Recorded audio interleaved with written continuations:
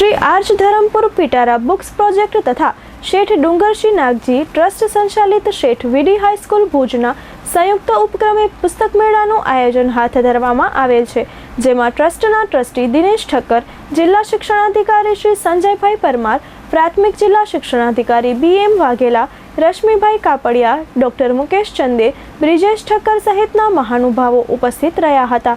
खास करीने पुस्तक मेळा द्वारा विद्यार्थीओ अने लोको पुस्तकोनी वधु नजीक आवे अने वांचन माटे आकर्षाय ते हेतुथी आ पुस्तक मेळानुं आयोजन हाथ धरवामां आवेल छे। दररोज सवारे 9 થી 12 अने सांजे 4 થી 6:30 सुधी आ पुस्तक मेळो चालशे, जेनी मुलाकात लेवा ट्रस्टीओ द्वारा अनुरोध करवामां आवेल छे। मारुं नाम ब्रिजेश ठक्कर छे अने हुं वीडी हाईस्कूलमां आचार्य छुं। આજરોજ અમે એક પુસ્તક મેળાનું આયોજન કર્યું છે।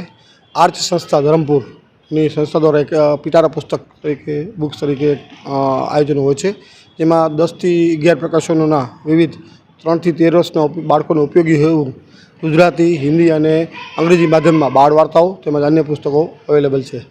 આ ઉપરાંત અમે જે શિક્ષકો અને વાલીઓને ઉપયોગી થાય એવા પુસ્તકો રાખ્યા છે। ખાસ કરીને હમણાં જ્યારે ટાટની પરીક્ષાઓ ચાલે છે, એમાં જાની સાહેબના જે પુસ્તકો છે એ પણ અહીં અવેલેબલ રાખ્યા છે, જેથી કરીને એમને ત્યાંથી પોસ્ટથી મંગાવવા ન પડે। બીજી આ પુસ્તક મેળાની વિશેષતા એ છે કે અહીંયા માત્ર ખરીદવા માટે જ નહીં, જોઈ અને વાંચન માટેની પણ વ્યવસ્થા રાખવામાં આવી છે। જેને જે પુસ્તક ગમે વાંચી અને કદાચ લેવું ન હોય તો પણ રાખી અને 3 દિવસમાં વાંચવાનો ઉપયોગ કરી શકે છે। બાળકોને રુચિ પડે એવી કિંમતમાં છે અને નાના નાના પુસ્તકો છે, જેથી કરીને તેઓ વાંચવામાં પણ એમને સરળતા રહે।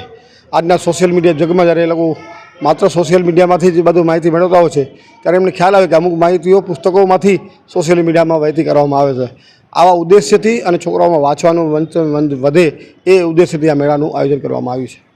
અમે એક ડૉક્ટર નેહલ સાહેબનો એક પ્રોગ્રામ રાખ્યો હતો અને એમના સંપર્કમાં આ સંસ્થા હતી અને અમે એક નાનો પુસ્તક મેળો અહીંયા ભુજની સંસ્થા દ્વારા યોજ્યો હતો, ત્યારે ઘણા બધા પુસ્તકો ખરીદાયા અને ત્યારે અમને એમ થયું કે હવે તો આ ખરેખર જે પુસ્તકોની ચાહના તો હજી એટલી જ છે, માત્ર ફરક ક્યાં પડે છે કે આપણે એનું આયોજન નથી કરતા। ત્યારે આજે અમે જ્યારે આયોજન કર્યું ત્યારે આજે પણ અમને ખૂબ જ પહેલા દિવસે અને પહેલા સેશનમાં ખૂબ જ સારો પ્રતિસાદ મળ્યો। ઘણા બધા વાલીઓ આવ્યા હતા મુલાકાતે અને ખરીદી પણ કરી હતી।